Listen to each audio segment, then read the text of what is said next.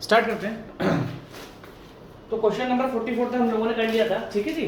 Cement के question हम कर रहे थे। सीमेंट के बहुत क्वेश्चंस हैं, देखो ध्यान से देखना। कोई भी स्पेशली जेई का एग्जाम होता है, एक बार ए के एग्जाम में, असिस्टेंट इंजीनियर के एग्जाम में सीमेंट के क्वेश्चन या बीएमसी के क्वेश्चन कम आ जाएंगे। सीमेंट के क्वेश्चन, बीएमसी के क्वेश्चन कम आ जाएंगे ए के एग्जाम में, बट जेई के एग्जाम में कम नहीं आते। क्यों?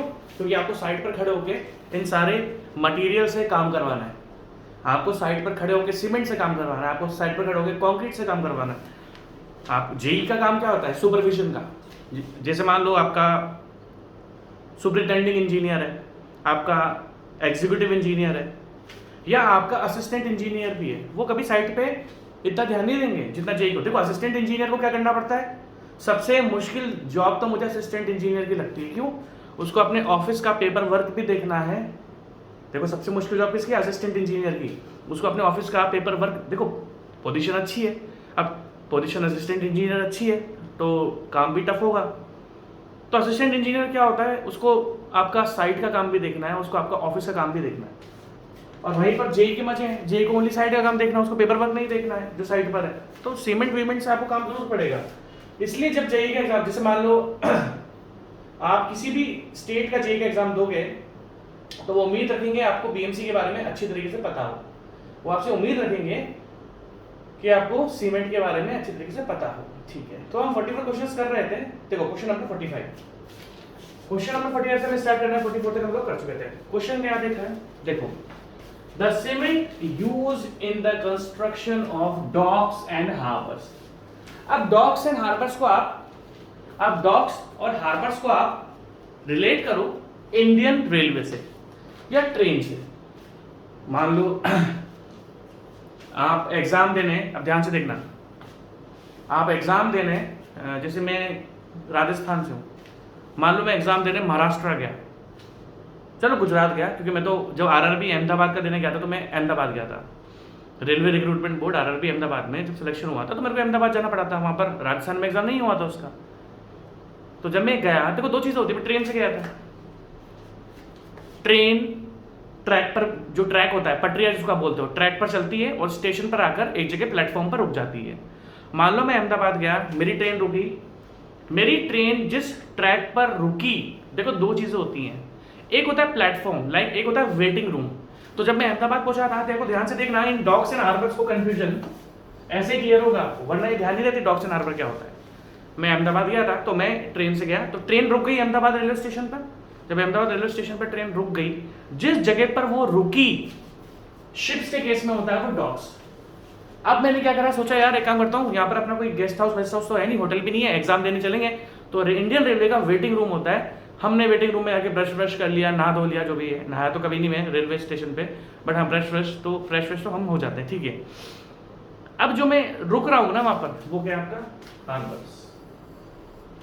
इंडियन रेलवे जिस जगह रुकती है ना, ट्रेन रुकती है फिर हम उतरते हैं, तो जहां वो रुकी वो होता है डॉक्स, और जहां मैं वेटिंग रूम या बैठा हुआ हूं प्लेटफॉर्म पर, वो है आपका हार्बर्स। अब इसको आप शिप से रिलेट कर दो। शिप्स क्या होता है? जहां पर शिप्स रुके वो होता है डॉक्स, और जहां पर शिप्स को आप पार्क कर सकते हो या थोड़ा उसको वेट, मतलब जहां पर आप उसको रख सकते हो, है ना, उसको हम बोलते हैं हार्बर्स। तो ध्यान रखना, शिप्स के केस में डॉक्स एंड हार्बर्स हम बनाते हैं, ठीक है। जैसे पानी है, पानी से शिप निकल कर आता है, तो डॉक्स एंड हार्बर जनरली किसके यूज होता है? मैंने आपको एग्जांपल दिया ट्रेन का, और यहां पर docks and harbour generally use होता है फॉर शिप्स।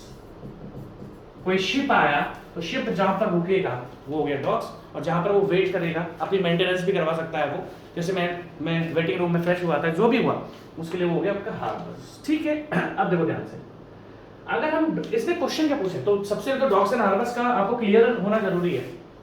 क्वेश्चन क्या पूछा इस बंदे ने? The cement used in the construction of docks and harbours. इतना मुझे श्योर हो चुका है, अगर मैं शिप की बात कर रहा हूं तो जो मेरा कंस्ट्रक्शन होगा वो कहां पर होगा? वाटर के अंदर होगा।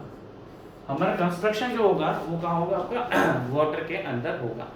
जैसा कि जब भी मैंने आपको बताया, जो आपके मरीन स्ट्रक्चर्स होते हैं, मरीन मतलब पानी के अंदर, उसके लिए हम हमेशा क्या यूज करते हैं? Slag cement. अब आपको मैं एक बात बता रहा हूं, मान लो एक घर आप बना रहे हो सिंपल सी जमीन पर, जैसे हमारा राजस्थान तो ड्राई है, मतलब मेरे घर के पास कोई नदी नहीं है, अब आपको क्या करना है कि अब ध्यान से देखना, आपने क्या करा, आपको किसी नदी किनारे में, जैसे होता है ना टूरिज्म होता है, लोग नदी किनारे रुकते हैं और अपना वो क्या बोलते हैं उसको, टेंट हाउस टाइप का बना लेते हैं। मैं रुका हुआ हूँ बहुत बार। जैसे हम इमेजिन करते हैं कि मैं उत्तराखंड गया, उत्तराखंड में ऋषिकेश है, वैसे ऋषिकेश में तो कंस्ट्रक्शन अलाउड नहीं है, तो ऋषिकेश का एग्जाम्पल छोड़ देते हैं। मान लो राजस्थान से निकलती चंबल रिवर, चंबल रिवर आपने सुनी होगी, चंबल के टापू, तो वही चंबल रिवर की बात कर रहा हूँ, वो राजस्थान से निकलती है और मेरे होम टाउन कोटा से भी वो निकलती है चंबल रिवर। अब मुझे क्या लगता है कि यार चंबल रिवर पे लोग घूमने आते हैं, तो एक काम करते हैं चंबल रिवर के पास एक गेस्ट हाउस बना देते हैं। बिल्कुल जितना अलाउड होगा, गवर्नमेंट परमिशन देगी, रिवर के पास बनाना अलाउड नहीं होता, बट जितना दूर मैं उससे बना सकता हूँ। तो कहीं ना कहीं अगर मैं अपना गेस्ट हाउस बना रहा हूँ तो नदी के पास तो है, तो वहां पर हम हमेशा यूज करते हैं स्लैग सीमेंट। कहने का मतलब क्या है कि अगर पानी के अंदर या पानी के पास, बहुत पास है, देखो रिवर के पास चीजें बनानी अलाउड नहीं है। जैसे कि मुझे पता है ऋषिकेश में शायद बिल्कुल आप पास में कुछ, जो गंगा रिवर है वहां पर आप पास में कुछ बना सकते हो, गवर्नमेंट परमिशन देती है कितनी दूर पर आप चीजें बना सकते हो। मुझे एक्जैक्टली आइडिया नहीं है कितना डिस्टेंस है वो। जब भी नदी की बातें होंगी, मैंने क्या बोला कि मैं हूँ, मेरा कोटा से हूँ, कोटा से चंबल नदी है, चंबल नदी के पास में सोचा चलो टूरिज्म दिखाते हैं, यहाँ पे लोगों को नदी घुमाएंगे, तो मैंने अपना एक गेस्ट हाउस टाइप का बना लिया, गेस्ट हाउस बनाया, आरसीसी का बनाया। तो मुझे पता है कि जो वाटर टेबल है ना नीचे, वो बहुत ऊपर है। जब यार नदी जहाँ से बह रही है वहाँ की जो वाटर टेबल होगी वो ग्राउंड, समझ लो, एक तो होता है ग्राउंड लेवल, जहाँ पर जमीन होती है वो ग्राउंड लेवल होता है, उसके नीचे वाटर टेबल भी बहुत ऊपर होगी, मुझे फाउंडेशन भी तो बनानी पड़ेगी। तो जब मुझे पता है कि जब हम पानी के पास या पानी के अंदर स्ट्रक्चर्स को बना रहे हैं, तो हमेशा हमें क्या यूज करना है, स्लैग सीमेंट। पिछली बार ही मैंने आपको बताया स्लैग सीमेंट क्या था, या फिर आपने पढ़ा था pozzolana Portland cement. Pozzolana Portland cement, या हम स्लैग सीमेंट की बात करते हैं तो मैंने आपसे क्या डिस्कस करा था कि हम इसमें जो भी ओपीसी होता है, ऑर्डिनरी पोर्टलैंड सीमेंट, इसमें हम क्या करते हैं, blast furnace slag, blast furnace slag को हम ऐड कर देते हैं ओपीसी के साथ। क्यों? फायदा क्या होता है, अगर हम कोई भी स्ट्रक्चर पानी में बना रहे हैं, कोई भी स्ट्रक्चर अगर हम पानी में बना रहे हैं, जैसे तो हमने तो बहुत सारे सीमेंट पढ़े, कौन सा सीमेंट पढ़े, हमने ऑर्डिनरी पोर्टलैंड सीमेंट पढ़ा है, हमने रैपिड हार्डनिंग पढ़ा है, हमने लो हीट सीमेंट पढ़ा है, हमने ऑयल सीमेंट पढ़ा है, हमने सल्फेट रेजिस्टेंट सीमेंट पढ़ा है, और साथ में पोज़ोलाना पोर्टलैंड सीमेंट पढ़ा है, या पीएससी, पोर्टलैंड स्लैग सीमेंट। अब ये स्लैग सीमेंट क्या होता है, पोर्टलैंड स्लैग सीमेंट। आजकल ये पोर्टलैंड स्लैग सीमेंट बहुत यूज हो रहा है, और इसकी जो ग्रेड होती है वो होती है 43। जैसे ऑर्डिनरी पोर्टलैंड सीमेंट की ग्रेड कितनी होती है, 33, 43, 53। पीएससी की एक ही ग्रेड आती है 43, जितना कि मैं जानता हूं, क्योंकि ये सीमेंट मैंने यूज करवाया है। Portland slag cement full form क्या है, पोर्टलैंड स्लैग, इसको मैंने यूज करवाया है, और मैंने जो यूज करवाया था उसकी ग्रेड 43 थी, 42 या 43, मतलब 43 थी उसकी ग्रेड, है ना, क्योंकि मैंने यूज कराया है। मैंने कभी पढ़ा नहीं है कि भाई इसकी कितनी ग्रेड्स हैं, बट मेरा अकॉर्डिंग इसकी एक ही ग्रेड है 43, क्योंकि मैंने जो यूज करवाया था 43 था। ठीक है, अब स्लैग सीमेंट आपको पता है पानी में यूज करना है, रटना नहीं है, रटेंगे तो नुकसान हो जाएगा। आपको बस ये ध्यान रखना है कि जब भी पानी के अंदर स्ट्रक्चर बनता है तो हम स्लैग सीमेंट यूज करते हैं ओपीसी के साथ। ब्लास्ट फर्नेस स्लैग क्या होता है, जब हम मैन्युफैक्चरिंग ऑफ आयरन या स्टील करते हैं तो उसके अंदर कुछ बाय प्रोडक्ट बचता है। बाय प्रोडक्ट मतलब कचरा, बाय प्रोडक्ट जैसे मान लो मम्मी ने रोटी बनाई, तो रोटी क्या होता है, छन्नी से जो सीव्स होती है उससे पहले आटा छाना जाता है, तो जो छन जाता है उसकी रोटी बनती है, और जो छन्नी के ऊपर बच जाता है वो कचरा होता है, वो बाय प्रोडक्ट होता है ना, उससे हम रोटी नहीं बनाते हैं। तो आप समझने की कोशिश करो, ये बाय प्रोडक्ट क्या होता है, ये इतना फाइन होता है, क्या होता है, ये बाय प्रोडक्ट जो बचता है मैन्युफैक्चरिंग ऑफ आयरन स्टील, ये इतना फाइन होता है जो हमें कुछ फायदे देता है स्लैग सीमेंट में। सबसे पहले अगर हम बात करें कि सर अगर हमने ओपीसी और ब्लास्ट, ओपीसी में अगर ब्लास्ट फर्नेस स्लैग डाल दिया तो इससे क्या क्या फायदा है। सबसे पहला वर्केबिलिटी इंप्रूव करता है।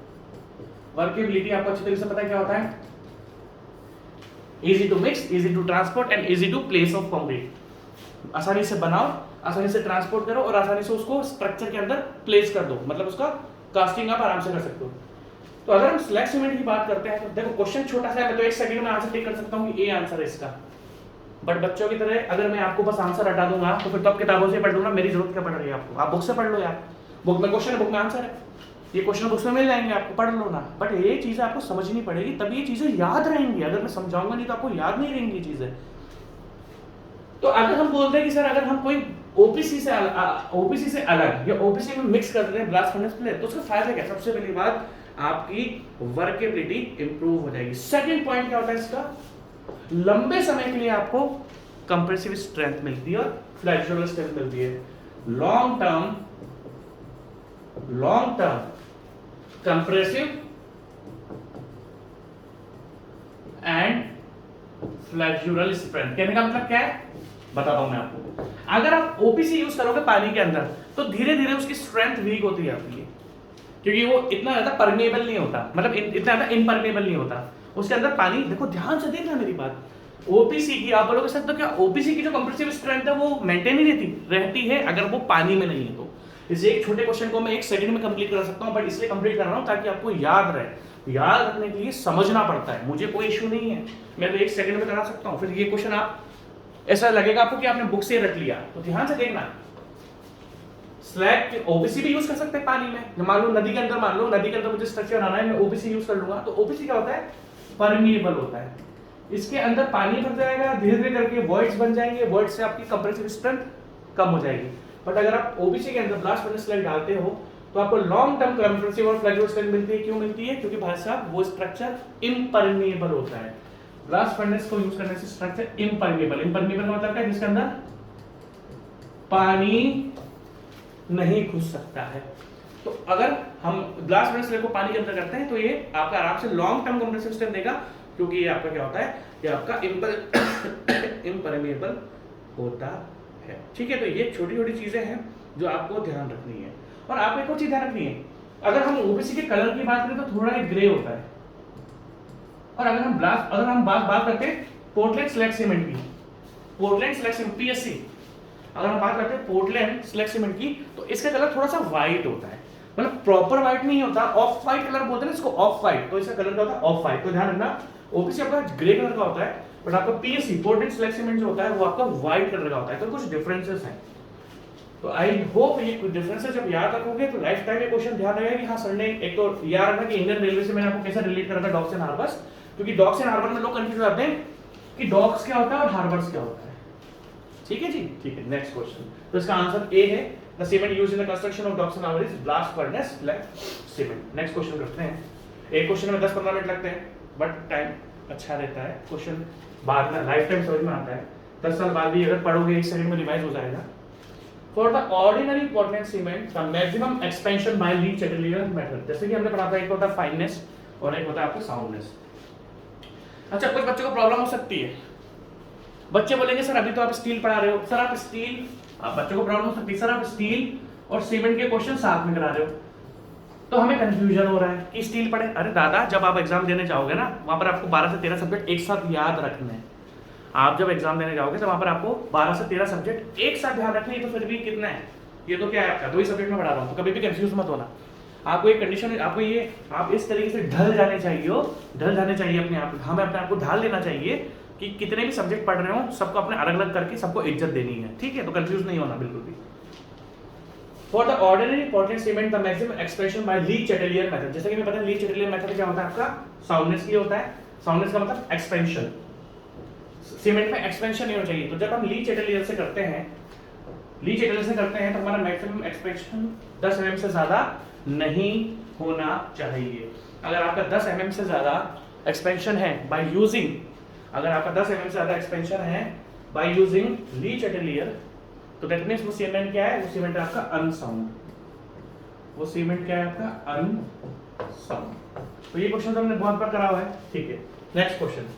अब ये भाषा बहुत प्यारा क्वेश्चन है, इतनी बार ये क्वेश्चन रिपीट हुआ है जिसकी हद नहीं है, इतनी बार ये क्वेश्चन रिपीट हुआ है जिसकी हद नहीं है क्वेश्चन की, क्योंकि इस एक क्वेश्चन को पढ़ाने के लिए मुझे आपको बहुत सारी चीजें रिवाइज करानी पड़ेगी।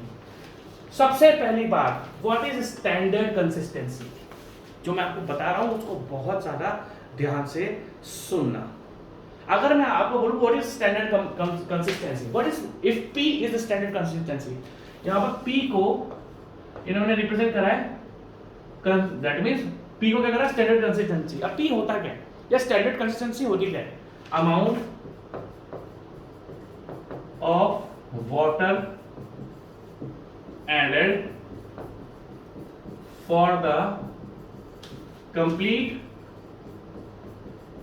Hydrolysis and hydration of cement. देखो अगर हम बात करते हैं हाइड्रेशन ऑफ सीमेंट, अगर हम बात करते हैं भाई साहब कि आप मुझे सिंपल सा तरीका बताओ कि स्टैंडर्ड कंसिस्टेंसी होती क्या है। तो हमने पढ़ा है कि हमें सीमेंट में एक perfect amount of water add करना पड़ता है, हमें सीमेंट में एक perfect amount of water add करना पड़ता है ताकि सीमेंट के अंदर रिएक्शंस बने जिसको हम हाइड्रोलिसिस बोलते हैं, और हाइड्रेशन हो जिसको हम बोलते हैं हीट ऑफ हाइड्रेशन। तो जब तक ये आपका रिएक्शंस नहीं बनेंगी तो आपके बॉक्स कंपाउंड नहीं बनेंगे, बॉक्स कंपाउंड नहीं बनेगी तो सीमेंट के अंदर स्ट्रेंथ नहीं आएगी। तो आपको सीमेंट के अंदर एक perfect amount of water add करना पड़ता है जिससे सारी रिएक्शंस बने और सारे बॉक्स कंपाउंड फॉर्म हो, और सारे बॉक्स कंपाउंड एक पर्टिकुलर अमाउंट में फॉर्म हो, और सारे बॉक्स कंपाउंड अपनी स्ट्रेंथ समय समय पर दे। लाइक C3A 24 घंटे के लिए एक्टिव रहता है। अगर मैं पूछूं कि हम सीमेंट का एग्जैक्ट अमाउंट ऑफ वाटर किससे डिटरमाइन करते हैं, तो उस टेस्ट का नाम है वाइकेट एपरेटस। अब इस वाइकेट एपरेटस की बात करें या विकेट एपरेटस की बात करें, तो विकेट एपरेटस या वाइकेट एपरेटस आपका 3 चीजों में काम आता है। First, this test gives the value of standard consistency, that means amount of water required for the complete hydrolysis and hydration. Second, vicat apparatus आपका इनिशियल सेटिंग टाइम भी बताता है। थर्ड, वाइकेट एपरेटस आपका फाइनल सेटिंग टाइम भी बताता है। अब आप ध्यान से देखना, आपके मन में ये कंफ्यूजन होगा कि सर ये टेस्ट जो है ये स्टैंडर्ड कंसिस्टेंसी या नॉर्मल कंसिस्टेंसी देता है, मतलब amount of water required. Sir इन तीनों में हम सबसे पहले कौन सा टेस्ट करते हैं? अगर आप सोचोगे कि चलो मैं फाइनल सेटिंग टाइम को डिटरमाइन कर लूं, तो भाई साहब वो नहीं हो सकता। यहां पर सबका सीक्वेंस है। क्या सीक्वेंस है? अरे दादा, भाई साहब, दादा मतलब हमारे राजस्थान की लैंग्वेज, मतलब हम बड़े भाई को दादा बोलते हैं। यहाँ पे क्या है, बड़ा भाई जो है उसको हम दादा बोलते हैं। दादा मतलब वो नहीं कि अलग शब्द, ठीक है। शायद बंगाल में भी बड़े भाई को दादा बोलते हैं, ठीक है, हम बोलते हैं, ठीक है। तो अगर हम बात करें तो ये टेस्ट, मान लो मुझे फाइनल सेटिंग टाइम फाइंड करना है सीमेंट का। देखो जी, मैं हर क्वेश्चन में टाइम लेता हूँ, टाइम इसलिए लेता हूँ कि अगर मान लो अगर आप बाहर घूमने भी गए हो ना और आपसे कोई क्वेश्चन पूछते तो आप आंसर दे दोगे। हर एक क्वेश्चन में टाइम देना पड़ता है ताकि आपको वो लंबे समय तक ध्यान रहे। टाइम नहीं दूंगा तो वो 10 मिनट में भूल जाओगे। ध्यान से देखना। तो अगर हम वाइकेट एपरेटस की बात करते हैं तो वाइकेट एपरेटस में आप direct final setting time find नहीं कर सकते, क्योंकि फाइनल सेटिंग टाइम के लिए भी आपको पानी मिलाना पड़ेगा, और अगर पानी मिलाना पड़ेगा तो आपको वो exact amount of water required, मतलब एग्जैक्ट अमाउंट ऑफ वाटर आपको ऐड करना पड़ेगा। ऐसा नहीं कि फाइनल सेटिंग टाइम में आप कुछ भी आप पानी ऐड कर दोगे। दैट मीन्स अगर मुझे किसी सीमेंट का इनिशियल सेटिंग टाइम या फाइनल सेटिंग टाइम भी फाइंड करना है तो मुझे सबसे पहले perfect amount of water required चाहिए होता है। और हमने देखा था कि वाइकेट एपरेटस क्या होता है, एक मॉल्ड होता है 40 mm का, डाया कितना 80 mm, और हमने देखा था कि हम क्या करते हैं, एक प्लंजर होता है। देखो तीनों में नीडल की साइज क्या थी, अलग अलग थी। तीनों में क्या था, नीडल की। लाइक अगर मैं इनिशियल सेटिंग टाइम की बात करूं तो वाइकेट एपरेटस में क्या होता है 1 mm। अगर हम वाइकेट एपरेटस से इनिशियल सेटिंग टाइम डिटरमाइन कर रहे हैं तो हम उसमें जो स्क्वायर नीडल होती है, ये भी क्या होती है, स्क्वायर नीडल, सर्कुलर नहीं होती है, स्क्वायर नीडल होती है 1 mm की। ये भी क्वेश्चन था, ये भी हमने डिस्कस करा था। अगर वाइकेट एपरेटस से मान लो हम फाइनल सेटिंग टाइम डिटरमाइन कर रहे हैं तो फाइनल सेटिंग टाइम के लिए जो नीडल होती है वो कितने की होती है, 5 mm की, 5 mm की होती है। और अगर हम वाइकेट एपरेटस से अपना कंसिस्टेंसी डिटरमाइन करते हैं तो इसमें यूज होता है प्लंजर, मोटा सा प्लंजर, जो कि कितने का होता है 10 mm का। तो एक क्वेश्चन तो यहाँ से भी बन जाता है कि इनिशियल सेटिंग, अगर आप वाइकेट एपरेटस आपको अच्छी तरीके से पता है, मैंने आपको सीमेंट की पूरी थ्योरी पढ़ा दी, क्वेश्चंस करा रहा हूं, तो वाइकेट एपरेटस तो आपको बहुत अच्छी तरीके से पता होगा। आप बिल्कुल नहीं बोल सकते कि सर हमको वाइकेट एपरेटस पता ही नहीं है, ठीक है। तो अगर हम लोग वाइकेट एपरेटस की बात करते हैं तो वाइकेट एपरेटस में ये तीनों हम टेस्ट डिटरमाइन कर सकते हैं। कंसिस्टेंसी के लिए प्लंजर यूज होता है, ये खुद क्वेश्चन है। इनिशियल सेटिंग टाइम में नीडल यूज होती है 1 mm की स्क्वायर नीडल, ये क्वेश्चन है। और फाइनल सेटिंग के 5 mm की होती है। ये खुद एक तीन क्वेश्चन बन चुके हैं आपके सामने। और हमने बोला था अब अगर हम कंसिस्टेंसी की बात करते हैं तो हम सीमेंट में क्या करते हैं, पानी मिलाते हैं और इस प्लंजर को पेनिट्रेट करते हैं। और प्लंजर इतना पेनिट्रेट होना चाहिए कि नीचे की जो डिस्टेंस है ना वो 5 से 7 mm, 5 mm to 7 mm बचनी चाहिए। आपको इतना, ये जैसे 40 mm की इसकी डेप्थ है, थिकनेस की, इसकी थिकनेस या डेप्थ मान लो, मॉल्ट की जो डेप्थ है वो 40 mm, मॉल्ट की जो डेप्थ है वो 40 mm है। अब आपको 40 mm को पूरा पेनिट्रेट नहीं करना है, आपको इतना पानी मिलाना है कि ये जो प्लंजर है नीचे से 5 से 7 mm बच जाए। ये हमने पहले ही पढ़ा हुआ है। अब आप ध्यान से देखना, ये सारी कहानी मैंने आपको सारी बताई हुई है, बट कुछ क्वेश्चन में रिवाइज करनी जरूरी है। उतना अमाउंट ऑफ वाटर आपको मिल जाएगा जिसमें आपको प्लंजर, आप ट्रायल मेथड करोगे, पहले 28% मिलाओगे, 27%, 26%। सीमेंट के वेट से, सीमेंट का वेट का 28% पानी मिलाओ, सीमेंट का वेट का 26, तो आइडिया मिल जाता है कि हाँ 5 से 7 mm इतने वाटर कंटेंट में। अब आपने भाई साहब वाटर कंटेंट डिटरमाइन कर लिया, आपको perfect amount of water content मिल गया। That means perfect amount of water content, the water added, मैं सॉरी मैकेनिक्स में चल गया था, वाटर एडेड, आपको final amount of water added मिल गया है। अब क्या करोगे, जैसा कि मैंने आपको इस टेस्ट में बताया, ये क्वेश्चन इतनी हजारों बार टेस्ट में रिपीट हो चुका है, ये क्वेश्चन हजारों बार रिपीट हो चुका है, बट बच्चा रटता है। इसी क्वेश्चन से 3 क्वेश्चन देखो, अगर मैं इस क्वेश्चन की बात करूं, हमारा 3 निडल का क्वेश्चन बन गया, दैट मींस निडल के 3 क्वेश्चंस बन गए। अभी 3 इसी क्वेश्चन से 3 क्वेश्चंस और बनेंगे। क्या बनेगा, ध्यान से देखना। जब हम perfect amount of water determine कर लेते हैं, दैट मींस स्टैंडर्ड, अब क्वेश्चन पे आ जाओ, if P is the standard consistency, the amount of water used in conducting the initial setting time of cement, ध्यान से देखना। जब आप perfect amount of water determination cement के लिए डिटरमाइन कर चुके हो कितना चाहिए, उसके बाद हम इनिशियल सेटिंग टाइम करते हैं, और परफेक्ट अमाउंट ऑफ वाटर कितना होता है, P। अब अगर मान लो हम इनिशियल सेटिंग टाइम कर रहे हैं, क्या कर रहे हैं हम, इनिशियल सेटिंग टाइम। अब ध्यान से देखना, तो ये अमाउंट ऑफ वाटर हम ऐड नहीं करते। अब ध्यान से देखना, जब हम इनिशियल सेटिंग टाइम में फाइनल सेटिंग टाइम को टेस्ट करते हैं, तो हम इस P अमाउंट को ऐड नहीं करते। हम क्या करते हैं, हम इस परसेंटेज को कुछ रिड्यूस करते हैं। दैट मींस सबसे पहले आपको स्टैंडर्ड कंसिस्टेंसी को डिटरमाइन करना है बाय यूजिंग 10 mm प्लंजर। अब जो भी अमाउंट ऑफ वाटर आया है उसका 85% कर दो, मतलब 0.85 P। बहुत जबरदस्त क्वेश्चन है ये। अब जो आप सोचते हो ना हमें साउंडनेस टेस्ट करना है, साउंडनेस टेस्ट के लिए भी तो पानी मिलाना पड़ेगा, साउंडनेस टेस्ट के लिए भी पानी मिलाना पड़ता है। तो भाई साहब बहुत अच्छा क्वेश्चन है ये। अब जब आपने standard consistency, that means perfect amount of water added आपने डिटरमाइन कर लिया, ध्यान से देखना, सारी सब में वैल्यूज अलग अलग है। अब मान लो मुझे साउंडनेस टेस्ट करना है, तो आपने कंसिस्टेंसी को डिटरमाइन कर ली, इसका करो 0.78, या अकॉर्डिंग आईएस कोड है 0.78 P। दैट मींस अगर मुझे इनिशियल सेटिंग टाइम डिटरमाइन करना है, तो जो भी स्टैंडर्ड कंसिस्टेंसी में वाटर आया था आप उसका 0.85 करोगे, और इतना पानी आप पिलाओगे for the determination of initial setting of time या final setting of time. Initial setting में जो मिलाया उसके बाद ही फाइनल सेटिंग टाइम आता है, तो बार बार पानी मिलाने की जरूरत नहीं होती। जो इनिशियल सेटिंग में मिलाया वही पानी आपको फाइनल सेटिंग में भी काम में आएगा। अब मुझे साउंडनेस टेस्ट करना है, साउंडनेस टेस्ट में भी तो पानी मिलाना पड़ता है, तो आप जरूरी भैया साउंडनेस टेस्ट में मन से पानी मिला लोगे नहीं, जो भी P आया है वाटर कंटेंट, उस वाटर एडेड, उसका आप क्या कर दोगे 0.78 T टाइम्स करोगे। अब मान लो आपको कंप्रेसिव स्ट्रेंथ ऑफ सीमेंट करनी है, मैं आपको लिखने का मौका दूंगा ये।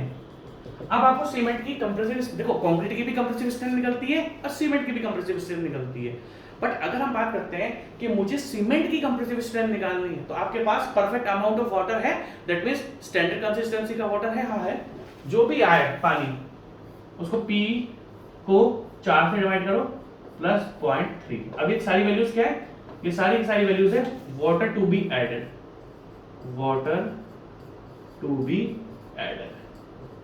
तो देखो इस क्वेश्चन से हमने 6 क्वेश्चन डिस्कस, यार एक सेकंड रुको, ये वो टॉपिक बैक हो गया। एक्चुअली जो मैंने लिखा था ना, मैंने बैक पे बटन दबा दिया तो बैक हो चुका है। मैंने ये होम वाला बटन दबा था एक्चुअली, तो वो बैक हो चुका है, तो वो सारा मिट गया।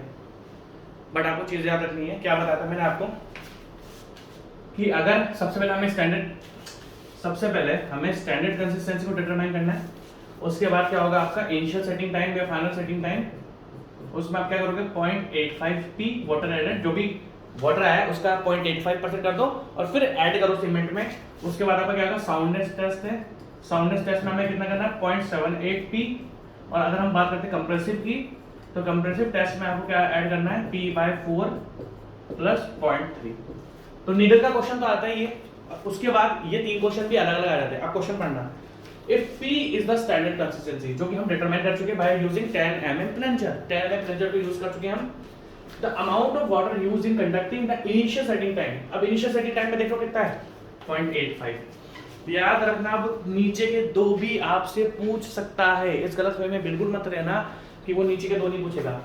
तो आप इन सारी वैल्यूज को लिख लो, वैसे तो मैंने आपको लेक्चर्स में पढ़ाई हुई है, बट फिर भी आप इन सारी चीजों को लिख लो। ठीक है, नेक्स्ट क्वेश्चन स्टार्ट करते हैं। ठीक है भाई, the role of super plasticizers in a cement paste is to, बहुत ध्यान से देखना, बहुत ज्यादा ध्यान से आपको देखना पड़ेगा ये क्वेश्चन, बहुत ज्यादा ध्यान से। पहले तो मैं आपको इसकी थ्योरी पढ़ाता हूँ, क्वेश्चन को बाद में बताऊंगा। हमने एक वर्ड पढ़ा सुपर प्लास्टिसाइजर्स,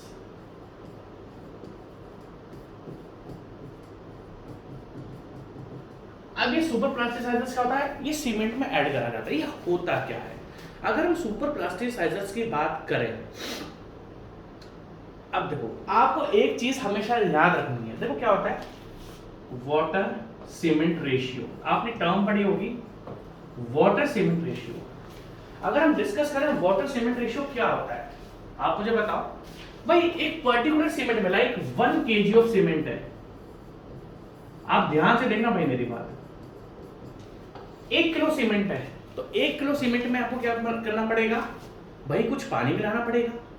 तो हमने ये ऑब्जर्व करा है कि अगर 1 kg सीमेंट है तो उसमें आपको 0.42 kg सीमेंट वाटर ऐड करना पड़ता है ताकि सारी रिएक्शंस बन जाए और बॉक्स कंपाउंड बन जाए। देखो मेरी बात ध्यान से सुनना, क्योंकि अगला क्वेश्चन इस पर ही है। 1 kg सीमेंट को हाइड्रेट करने के लिए generally exact amount of water जो है ना, exact amount of water 1 kg cement को हाइड्रेट करने के लिए, सारी रिएक्शंस बन जाए, सारे बॉक्स कंपाउंड बन जाए, सारी स्ट्रेंथ आपको मिल जाए, 1 kg सीमेंट के एग्जैक्ट अमाउंट ऑफ वाटर है 0.42 kg ऑफ वाटर। इतना पानी मिलाओगे तो सीमेंट हाइड्रेट भी हो जाएगा, सब कुछ हो जाएगा। अब देखना, अगर मैं वाटर सीमेंट रेशियो की बात करूं तो वाटर कितना लिया मैंने 0.42, कितने सीमेंट के लिए 1 kg के लिए, तो 0.42 डिवाइडेड बाय 1 0.42। अब ध्यान से देखना, ध्यान से देखना, तो जैसे वाटर सीमेंट रेशियो का फंडा समझ में आ गया, और ये भी क्वेश्चन है कि 1 kg सीमेंट को हाइड्रेट करने के लिए कितना पानी चाहिए होता है। अभी ये क्वेश्चन में से आगे जाके चेंज होगा, एक्चुअली एग्जैक्ट अमाउंट ऑफ 0.42 चाहिए, बट हम सीमेंट में पानी, अगर देखो ये तब पॉसिबल है जब आप परफेक्ट मिक्सिंग कर रहे हो, परफेक्ट मिक्सिंग होनी चाहिए। जब आप सीमेंट और पानी को अच्छे से मिक्स करोगे ना, तब जाकर 0.42 kg ऑफ वाटर चाहिए for 1 kg of cement. But अगर मैं साइड पर काम कर रहा हूं, साइड पर अगर मैंने सीमेंट बनाया, तो हो सकता है कि मैं एग्जैक्ट आपका पानी ढंग से, मतलब परफेक्ट मिक्सिंग ना कर पाऊं, इस कारण ये वैल्यू इंक्रीज कर दी जाती है, और ये कर दी जाती है पॉइंट। देखो ध्यान से सुनना, अगर परफेक्ट अमाउंट ऑफ वाटर की बात करें कि 1 kg सीमेंट को हाइड्रेट करने के लिए कितना चाहिए, तो 0.42 चाहिए, बट ये तब पॉसिबल है जब आप सीमेंट वाटर को अच्छे से मिक्स कर रहे हो। तो हम भी मानना चाहते हैं कि हो सकता है कि कल को कोई साइट पर सीमेंट या कंक्रीट बना रहा हो तो अच्छे से मिक्स ना कर पाए, तो हम इस पानी को थोड़ा सा बढ़ा देते हैं, हम बढ़ते हैं 0.452 0.60। तो एक क्वेश्चन तो आपका ये बनता है, ध्यान से देखना। ये क्वेश्चन आगे भी मिलेगा, हो सकता है इसका नेक्स्ट क्वेश्चन जो है, दोनों क्वेश्चन रिलेटेड हैं एक दूसरे से, दोनों क्वेश्चन एक दूसरे से रिलेटेड हैं। ध्यान से सुनना, मैंने आपसे क्या बोला, 1 kg सीमेंट को अगर हमें हाइड्रेट करना है, दैट मींस उसमें हमें सारी रिएक्शंस बनानी है, तो आपको 0.42 kg वाटर चाहिए। इतना पानी मिलाओगे, परफेक्टली मिक्सिंग जब करोगे तो सीमेंट हाइड्रेट हो जाएगा और अपने सारे बॉक्स कंपाउंड बन जाएंगे और सारी स्ट्रेंथ मिल जाएगी। बट ये पॉसिबल नहीं हो पाता, तो हम वाटर कंटेंट थोड़ा सा इंक्रीज कर देते हैं। अब जो वाटर कंटेंट की लिमिट है वो क्या है, 0.45 से 0.60। दैट मींस 1 किलो पानी में हम मिनिमम 0.45 kg मिलाएंगे। 1 किलो सीमेंट है, सॉरी 1 kg सीमेंट में आपको 0.45 kg ऑफ वाटर मिलाना है, और ये रेंज होती है 0.45 से 0.60। अब आपको ध्यान से देखनी पड़ेगी बात, बहुत ज्यादा आपको ध्यान से देखनी पड़ेगी। जैसे जैसे वाटर कंटेंट बढ़ता है, जैसे जैसे वाटर कंटेंट बढ़ता है, जैसे जैसे वाटर सीमेंट रेशियो बढ़ता है, आपकी वर्केबिलिटी तो इंक्रीज होती है। भाई साहब बहुत ध्यान से देखना, बहुत मस्त क्वेश्चन बना रहा हूं मैं आपको। आपकी वर्केबिलिटी तो इंक्रीज होती है, बट आपकी कंप्रेसिव स्ट्रेंथ घट जाती है। बट आपकी लिख नहीं गए, अगर वाटर सीमेंट रेशियो आपका इंक्रीज होता है तो वर्केबिलिटी तो बढ़ जाती है, बट आपकी स्ट्रेंथ घटती है। अगर आपने water cement ratio, that means अगर मैं बात करूं 0.45 और 0.60 में, देखो ध्यान से देखना, अगर मैं आपसे बात करूं कि भैया जनरली, अब ध्यान से देखना, बहुत जबरदस्त क्वेश्चन है, इतना जबरदस्त क्वेश्चन मिलेगा नहीं और इतना अच्छा समझाने वाला भी आपको मिलने वाला नहीं है। मेरी एक ही कमी कि मैं बहुत इरेगुलर हूँ, बट जितना पढ़ाता हूँ बहुत दिल से पढ़ाता हूँ, ठीक है। इरेगुलर भी मजबूरी में, ऐसा नहीं है कि यार मैं घूमने जा रहा हूँ कहीं पे या मस्ती मार रहा हूँ, दोस्त साथ घूम रहा हूँ, कोई दोस्त वोस्त नहीं है, अपन अकेले ही है, मतलब फैमिली है, फैमिली के अलावा कोई बाहर से ऐसा नहीं है कि इसके साथ घूमना फिरना है। हम तो सारा समय अपने फैमिली के साथ ही निकालते हैं, ठीक है, मजबूरियाँ हैं थोड़ी, ठीक है। तो जैसे जैसे वाटर सीमेंट रेशियो बढ़ेगा, वर्केबिलिटी क्या होता है, आसानी से मिक्स हो जाएगा, आसानी से ट्रांसपोर्ट हो जाएगा, और मुझे मान लो किसी फ्रेम के अंदर, शटर के अंदर कंक्रीट को पोर करना है तो आराम से सेट हो जाएगा, या ट्रांसपोर्ट या मिक्स सब हो जाएगा, प्लेस हो जाएगा। अब ध्यान से देखना, बट जैसे जैसे वाटर कंटेंट बढ़ता है कंप्रेसिव स्ट्रेंथ घटती है। मतलब अगर मैं बात करूं 0.45 सीमेंट की, अगर कोई ऐसा कंक्रीट है या सीमेंट पेस्ट है, अगर कोई कंक्रीट है या सीमेंट पेस्ट है जिसका वाटर कंटेंट आपका 0.45 है, अगर कोई आपका कंक्रीट है या सीमेंट पेस्ट है, मोटार है, जिसका वाटर सीमेंट रेशियो आपका 0.45 है, तो इसका कंप्रेसिव स्ट्रेंथ ज्यादा होगा इन कंपैरिजन टू 0.60। क्यों भाई, पानी बढ़ेगा तो वॉइड्स आ जाएंगे बीच में, और जब सीमेंट या कंक्रीट के अंदर देखो जितना ज्यादा पानी बढ़ाओगे, कल को पानी उड़ेगा भी तो सही, इवोपरेट भी तो करेगा, तो इवोपरेट करेगा तो उसके अंदर क्या बन जाएंगे, वॉइड्स बन जाएंगे, सिंपल सा फंडा है। पानी आपने ज्यादा मिला दिया तो कल को पानी इवोपरेट होगा तो आपके इसके अंदर क्या बन जाएंगे, वॉइड्स बन जाएंगे, तो स्ट्रेंथ क्यों मिलेगी। तो हमारा मकसद क्या है कि कम से कम वाटर कंटेंट रखो। ये भी क्वेश्चन है कि जनरली कितना वाटर सीमेंट होता है फॉर कंक्रीट और फॉर सीमेंट, 0.45 से 0.60। मैं आपको बता देता हूँ, हर एक क्वेश्चन से 3 से 4 क्वेश्चन निकलने हैं। इस क्वेश्चन को समझाने के लिए मुझे आपको क्या पढ़ाना पड़ा, सबसे पहले ये क्वेश्चन पढ़ाना पड़ा, 1 kg सीमेंट में कितना पानी चाहिए। उसके बाद मैंने आपको ये बताया कि इस अमाउंट को तभी हम मानते हैं जब आप परफेक्ट मिक्सिंग करते हो, पर परफेक्ट मिक्सिंग हो नहीं पाती तो हम क्या कर देंगे, इस वाटर कंटेंट को बढ़ा देते हैं। मतलब वाटर सीमेंट, ये वाटर कंटेंट नहीं है, वाटर सीमेंट रेशियो है, हम इसको इंक्रीज कर देते हैं। बट जैसे आप इसको इंक्रीज कर दोगे तो आपकी वर्केबिलिटी तो इंक्रीज हो जाएगी, बट स्ट्रेंथ घट जाएगी, स्ट्रेंथ घटानी नहीं है। अब आप ध्यान से देखना, मुझे इतना पता है, आज से 5 साल पहले जब मैंने कंक्रीट प्लेस कराया था, मुझे सीधे से पता है, या मैंने जनरली जब भी कंक्रीट स्ट्रक्चर्स की कास्टिंग कराई है, पता है मैंने क्या यूज कराया। देखो भाई ध्यान से सुनना, मजा आएगा आपको, इतना डिटेल में पूरा गारंटी से बोल रहा हूँ आपको, पूरे इंडिया में कोई पढ़ा के दिखा दे, वो नहीं पढ़ा सकते क्योंकि उनको एक्सपीरियंस नहीं है। मुझे एक्सपीरियंस है, मैं देखता हूँ चीजों को, मैं साइड पे भी चीजों को सीखता हूँ। ध्यान से देखना, मजा आएगा, सारी कहानी पता लग गई है।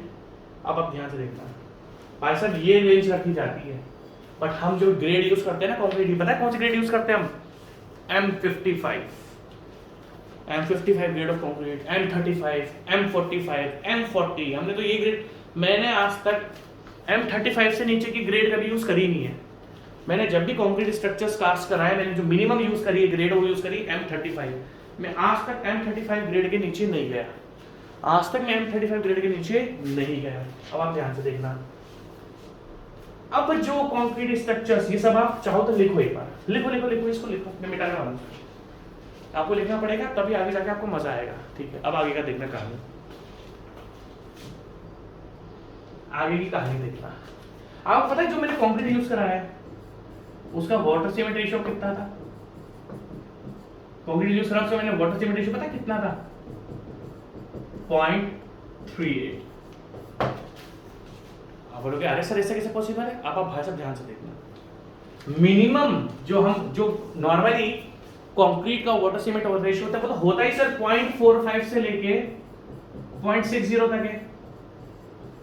क्योंकि अगर आप देखो पानी इतना मिनिमम वाटर सीमेंट रेशियो तो रखना ही है sir according to IS code, तो आपने सर इतना कैसे रख लिया, आपने सर, आपके ध्यान में जितना कम पानी होगा, मतलब जितना कम वाटर सीमेंट रेशियो, स्ट्रेंथ ज्यादा,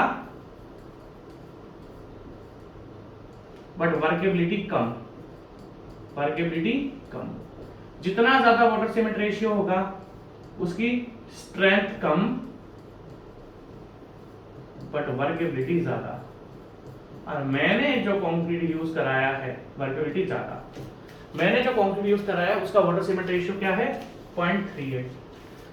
क्यों भैया? पहली बात तो मैं क्या यूज कर रहा हूं M35 M55, हम क्या यूज कर रहे हैं M35 M40 M45 M50 M55, ये सारी हाई स्ट्रेंथ ग्रेड है भाई, सब मजा आएगा। मैं बता रहा हूं आपको, उस क्वेश्चन को ध्यान से सुनना, आपके दिमाग के सारे डाउट्स खोल दूंगा मैं, और गारंटेड बोलता हूं डिटेल घुस के कोई पढ़ा नहीं सकता, क्योंकि जितने भी टीचर्स हैं ना उनको या तो एक्सपीरियंस नहीं है, और जितने एक्सपीरियंस वाले होते हैं मेरे जैसे उनको पढ़ाने का टाइम नहीं मिलता है, बट मैं तो बीच में टाइम निकाल देता हूँ यार। हम भी 14-14 घंटे ड्यूटी करते हैं यार, क्या बात कर रहा हूँ, 14 आवर्स आना जाना घर से और ड्यूटी करने में 14 घंटे लगते हैं हमको भी, क्या बात कर रहा हूँ, आने जाने में 14 से 15 घंटे लगते हैं, रिमेनिंग खाना नहाना और सोना है बस, ठीक है भाई साहब, बिलीव नहीं करोगे, महीनों हो जाते हैं, एक टीवी नहीं देख पाता मैं अपना, एक टीवी मतलब टीवी में कुछ देख नहीं पाता, 4-4 महीने पुराने की मूवीज पड़ी हुई यार देखनी है, 4-4 महीने निकल जाते हैं मूवीज नहीं देख पाते हैं यार, क्या करें, मजबूरी है, काम तो करना ही, नौकरी तो करनी है, ठीक है। अब जितनी भी ग्रेड्स है आप मुझे गाली दे सकते हो कि सर एक क्वेश्चन में, अरे भाई ऐसा समझाऊंगा कि दिमाग इतने जबरदस्त कॉन्सेप्ट बताने वाला कोई नहीं आपको। मैंने जो कंक्रीट कराया है वो 0.38 ग्रेड का, मतलब वाटर सीमेंट रेशियो। अब देखो कहानी क्या है, मुझे मेरे स्ट्रक्चर्स के लिए चाहिए हाई स्ट्रेंथ, आप देख सकते हो ग्रेड्स कौन सी है, ये बहुत हाई स्ट्रेंथ ग्रेड्स है, M15 M20 से काम, मेरा तो ये जिंदगी देखो, मैंने तो अपनी जिंदगी में कभी M15 से काम नहीं करा है, M15 M20 तो हम छोटे भी नहीं है, मिनिमम M35 यूज करेंगे। कहानी अब ध्यान से देखना, मुझे हाई स्ट्रेंथ चाहिए और मिनिमम वाटर कंटेंट तो ये रखा जाता है, हम इसको भी घटा देते हैं, क्योंकि देखो अगर मैंने इसको और घटा दिया, मैंने क्या बोला कि मैं 0.38 यूज कर रहा हूं, तो मेरी स्ट्रेंथ और इंक्रीज हो जाएगी, अब ध्यान से देखना मजा आएगा, बट वर्केबिलिटी बहुत ज्यादा डिक्रीज हो जाएगी, बट मेरी वर्केबिलिटी बहुत ज्यादा डिक्रीज हो जाएगी, इतनी कम हो जाएगी कि मैं ढंग से कंक्रीट को ना मिक्स कर पाऊंगा, ना ट्रांसपोर्ट कर पाऊंगा, ना प्लेस कर पाऊंगा, वर्केबिलिटी मेरी बहुत ज्यादा घट जाती है, बहुत ही ज्यादा घट जाती है, फिर वॉइड्स आ जाएंगे कंक्रीट के अंदर, एयर बबल्स आ जाएंगे, है ना, क्रैक्स आ जाएंगे। तो सर फिर आप कैसे यूज कर लेते हो 0.38? सर भाई साहब हम यूज करते हैं कंक्रीट में सुपर प्लास्टिसाइजर्स, मैं आपको पूरी गारंटी से बोल रहा हूं, इतना जबरदस्त एक्सप्लेन मेरे को नहीं लगता कोई डिटेल में कर पाया होगा, लोग बहुत आसानी से सुपर प्लास्टिसाइजर को मजाक में निकाल देते हैं, अरे क्या आंसर, अरे हाँ ये आंसर होता है। सुपर प्लास्टिसाइजर्स का रोल क्या होता है, अब आप ध्यान से देखना, सुपर प्लास्टिसाइजर्स का रोल होता है कि वो आपका, अगर आप कंक्रीट में लेस वाटर भी मिलाओगे ना, अगर आप कंक्रीट में लेस वाटर भी मिलाते हो, लाइक मैं हमारे यहाँ पर वाटर सीमेंट रेशियो कितना था 0.38, 5 साल पहले बात बता रहा हूं, अभी का तो अलग है कुछ थोड़ा था, ठीक है।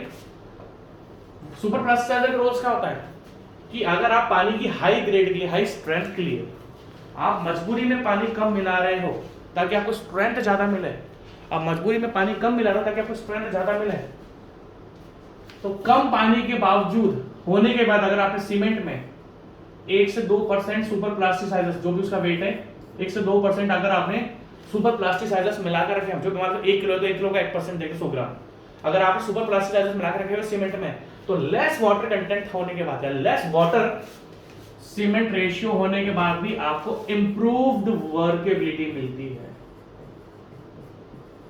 Improve workability. जैसे कि आपको पता है कि अगर 0.38 है तो स्ट्रेंथ तो बहुत ज्यादा होगी बट वर्केबिलिटी बहुत घट जाएगी, तो हमें स्ट्रेंथ और वर्केबिलिटी दोनों चाहिए, अगर स्ट्रेंथ और वर्केबिलिटी दोनों नहीं होगी तो कैसे काम चलेगा, स्ट्रेंथ और वर्केबिलिटी नहीं होगी तो कैसे काम चलेगा, तो होगा क्या कहानी। मैं तो देखो मुझे पता है 45 नंबर क्वेश्चन से स्टार्ट करा था, 3 क्वेश्चन लगाने में टाइम लग गया, लगता है ना टाइम भाई, अगर आपका सिलेक्शन कराना है दिमाग में कुछ चीजों में 1 घंटा, 3 क्वेश्चन में 1 घंटा लगता है, कभी कभी छोटे छोटे क्वेश्चन हमें 1 घंटे में 1 सेकंड, ठीक है। तो ये सारी कहानी आपको पता लग चुकी थी, सारी की सारी कहानी आपको पता लग चुकी है, ठीक है। अब क्वेश्चन देखो, क्वेश्चन देखना, the role of super plasticizers in a cement base is to, question देखना और ऑप्शन देखना जमीन आसमान का फर्क है क्वेश्चन और ऑप्शंस में। आप ध्यान से देखना, आपको मजा आएगा। सुपर प्लास्टिसाइजर्स, अगर मैं आपसे पूछूं सुपर प्लास्टिसाइजर्स का रोल क्या है, अगर हम डिस्कस करें सुपर प्लास्टिसाइजर्स का रोल क्या है, तो आप बोलोगे सर सुपर प्लास्टिसाइजर्स का सर एक ही रोल है। मैं बोलूंगा क्या, कि सर स्ट्रेंथ ज्यादा रहेगी और वर्केबिलिटी भी ज्यादा रहेगी। आपके मन में अभी डाउट आ सकता है कि सर सुपर प्लास्टिसाइजर्स होता क्या है, मटेरियल क्या है, क्योंकि मटेरियल से क्वेश्चन तो कभी नहीं आएगा आपसे कि सुपर प्लास्टिसाइजर्स मटेरियल होते क्या है। जो जनरली होता है वो होता है सल्फोनेटेड मेलामीन। क्या होता है? सल्फोनेटेड मेलामीन। सल्फोनेटेड मेलामीन, ये होता है सुपर प्लास्टिसाइजर, सल्फोनेटेड मेलामीन। सारी मतलब सुपर प्लास्टिसाइजर्स का तो आपको रोल पता लग गया, जनरली सल्फोनेटेड मेलामीन यूज होता है, ठीक है। अब क्वेश्चन का ऑप्शंस पढ़ना, disperse the particle, disperse the particle, disperse the particles, retard setting. अरे सर ये क्या हुआ, आपने जो हमें कहानी बताई, सर आपने जो हमें कहानी बताई, सर यहाँ पर तो ऑप्शंस में कुछ लिखा ही नहीं है। बहुत जबरदस्त क्वेश्चन है ये। ऐसे क्वेश्चंस को समझने के लिए रट नहीं सकते हो आप, ऐसे क्वेश्चन रट ही नहीं सकते हो जब तक समझोगे नहीं। सुपर प्लास्टिसाइजर्स का मैंने आपको रोल बता दिया। अब होता क्या, जैसे मैंने आपको बताया कि सल्फोनेटेड मेलामीन आपका सुपर प्लास्टिसाइजर्स होता है।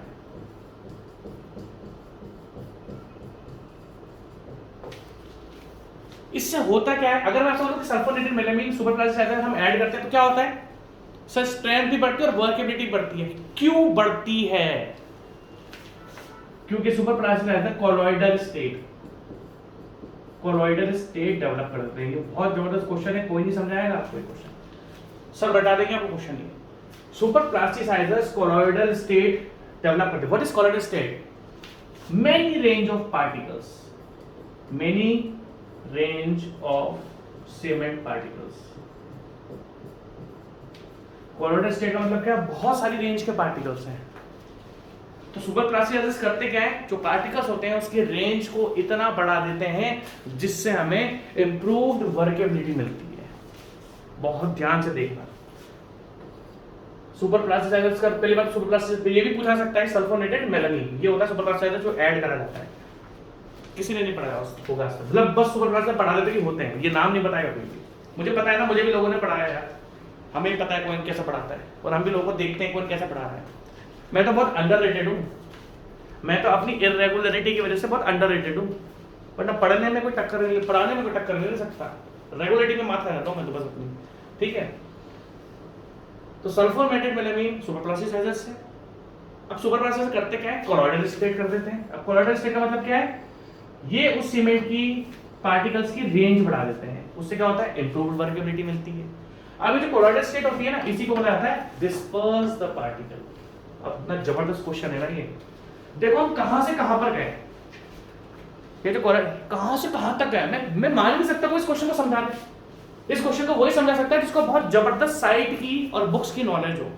इतना खतरनाक क्वेश्चन है ये, इतना जबरदस्त क्वेश्चन है यार, हमने तो यूज करा है इसलिए हमें पता है इन चीजों को, हमने तो यूज करा है इसलिए हमें पता है। इस क्वेश्चन को एक्सप्लेन करने के लिए कहां से कहां पहुंचे हम। ये जो कोलॉइडल स्टेट होती है ना, जिसमें नंबर ऑफ रेंज पार्टिकल्स बढ़ जाती है, जिससे वर्केबिलिटी इंप्रूव होती है, इस पूरी फेज को बोला जाता है डिस्पर्स द पार्टिकल। इस कोलॉइडल स्टेट को बोला जाता है disperse the particle. Disperse particles का मतलब क्या होता है, कोलॉइडल स्टेट। कोलॉइडल स्टेट का मतलब क्या होता है कि पार्टिकल रेंज आपकी बहुत सारी बढ़ गई है। तो भाई ध्यान रखना इन चीजों को, अच्छा है, ठीक है। Next question, consider the following oxide. Al2O3 क्या होता है, एल्यूमिना। भाई ध्यान रखना, Al2O3 क्या होता है आपका, एल्यूमिना, ठीक है। इन चीजों को ध्यान रखो तभी चीजें हो पाएंगी आपको, ठीक है। इसमें मैं कैलकुलेटर ढूंढूंगा, ठीक है। Next question, CaO। CaO क्या होता है आपका, लाइम। भाई Al2O3 क्या होता है, एल्यूमिना। मैं यहां लिख देता हूं मैं ना, ये लिख देना, क्वेश्चन पूरा कर देते हैं। Al2O3 क्या होता है आपका, एल्यूमिना। CO क्या होता है आपका, लाइम। SiO2 क्या होता है आपका, सिलिका।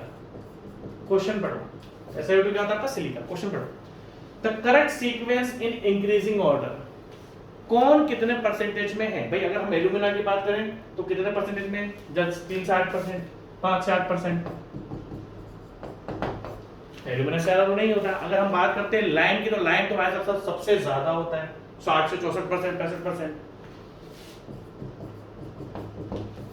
और अगर हम सिलिका के 22-23% है ना, कितना हो जाएगा आपको, 22-23% या 22.5 इतना होता है सिलिका, ठीक है 22.5, 22-23%। अब आप देख लो, इन तीनों को मैंने लिख दिया। Al2O3 क्या होता है, एल्यूमिना। Si2 क्या होता है, सॉरी CaO क्या होता है, लाइम। और Si2O क्या होता है आपका, silica. The correct order in increasing order, increasing मतलब छोटे से बड़ा। सबसे छोटा कौन सा है, alumina.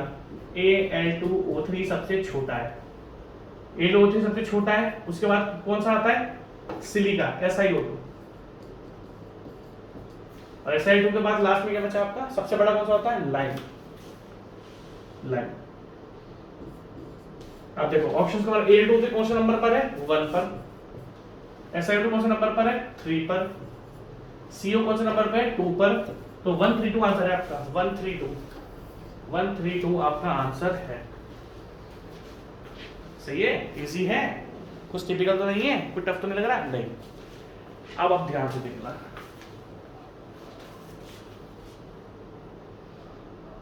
Question number for complete hydration. जैसे कि मैं आपको बता चुका हूं, कंप्लीट हाइड्रेशन दिया हमें।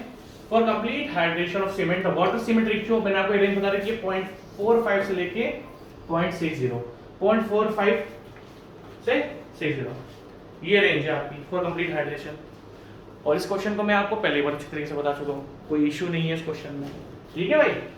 नेक्स्ट क्वेश्चन है, मैच लिस्ट 1 एंड लिस्ट 2। बहुत जबरदस्त क्वेश्चन है ये। लिस्ट 1 कुछ सीमेंट के नाम देकर रखे हुए हैं, और लिस्ट 2 कहाँ कहाँ यूज होते हैं वो देकर रखे हुए हैं। पहले मैं आपको बता देता हूँ इन सब के बारे में। देखो 4 सीमेंट आपको देख रखे हुए हैं, एयर एंट्रेनिंग पोर्टलैंड सीमेंट। ध्यान से देखना, अच्छा क्वेश्चन है।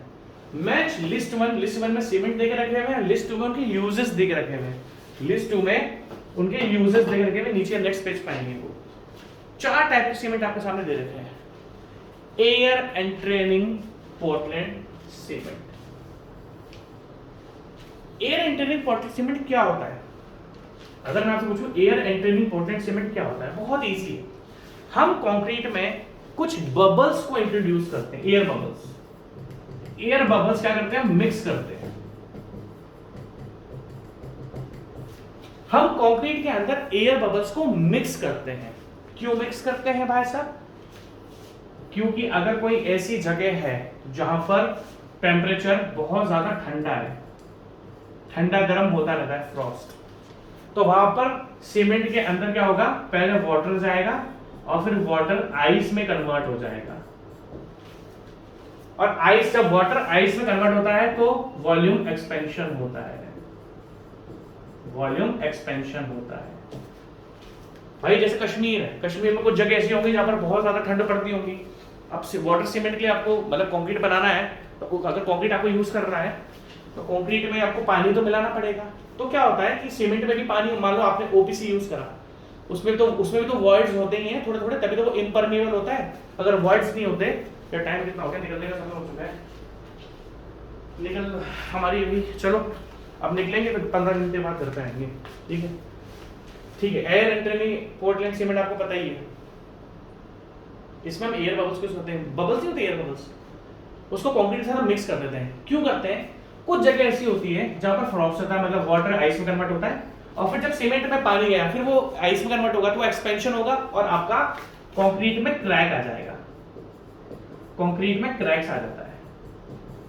घर में चूहा पकड़ना होता है तो उसके लिए हम क्या लगाते हैं, चूहेदानी लगाते हैं ना, बचपन में लगाते थे, अब तो चूहे नहीं है हमारे यहाँ पे। फिर वो चूहा पकड़ के फेंक के आना पड़ता था, चूहेदानी नीचे अंदर रोटी लगा दी। तो ये क्या है, कितना बढ़िया टीचर होगा ना, कितना अच्छा लगा। Seriously thank you to me, thanks to me. तुम भी बोला करो, बोलोगे सर फेंकते हो तो आप अपनी तारीफ करते हो, नहीं यार सीरियसली बहुत अच्छा एग्जांपल देता हूँ। चूहेदानी में क्या होता था, घर के अंदर एक एरिया होता था, उस चूहेदानी में हम चूहे के लिए रोटी लगा देते थे, चूहा फंस जाता था, चूहे को बाहर कहीं छोड़ कर आ जाते थे। उसी तरीके से ये चूहेदानी है, ये जो कंक्रीट के अंदर, ये कंक्रीट है ना, उसके अंदर एयर बबल्स हम डाल देते हैं, ये आइस की चूहेदानी है, चूहा से पकड़ते हो आप लोग। इसमें क्या होता है, पानी जाता है और पानी जब एक्सपेंड करता है वो लिमिट में एक्सपेंड करता है, दैट मीन्स हमने कंक्रीट में पहले से ही जगह छोड़ी हुई है ताकि अगर उसके अंदर आइस जमे तो वो इस एयर बबल के अंदर ही एक्सपेंड हो। हम ऑलरेडी कंक्रीट में एयर बबल्स को इंट्रोड्यूस कर देते हैं कि कल को अगर उसके अंदर आइस बनी और एक्सपेंड हुआ तो उसमें क्रैक्स नहीं आएंगे। क्यों नहीं आएंगे? क्योंकि ऑलरेडी आपने एयर बबल से वॉइड्स क्रिएट करे हुए हैं, वॉइड्स और space. That means you have provided space for ice और वॉल्यूम एक्सपेंशन।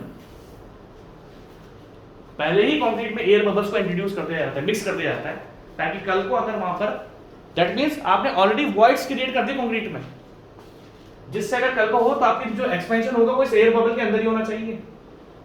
एक्सपेंड होगा और जगह पहले से छोड़ी हुई है तो कंक्रीट में क्रैक्स डेवलप नहीं होंगे। ध्यान से देख लो, बहुत इंपॉर्टेंट है ये, बहुत इंपॉर्टेंट टॉपिक पढ़ा रहा हूं मैं आपको। एयर बबल्स लोगे तो एयर बबल्स से जगह प्रोवाइड कर दी फ्रॉस्ट की, फ्रॉस्ट मतलब वाटर आइस में कन्वर्ट होगा। यार मुझे कश्मीर नहीं है रास्ता, ठीक है, कश्मीर जाना है मुझको यार, कश्मीर जाना है। कोई कश्मीर का स्टूडेंट हो तो कांटेक्ट करना यार, है ना, कोई कश्मीर का स्टूडेंट हो तो कांटेक्ट करना यार, मेरे को कश्मीर घूमना है यार, घूमा नहीं मैंने कश्मीर, मुझे घूमना है, मेरे को शिकारा पे घूमना है यार, इच्छा है मेरी कश्मीर घूमने की, आज तक नहीं घूमा यार, इतना बड़ा हुआ है कश्मीर नहीं घूमा मैं आज तक।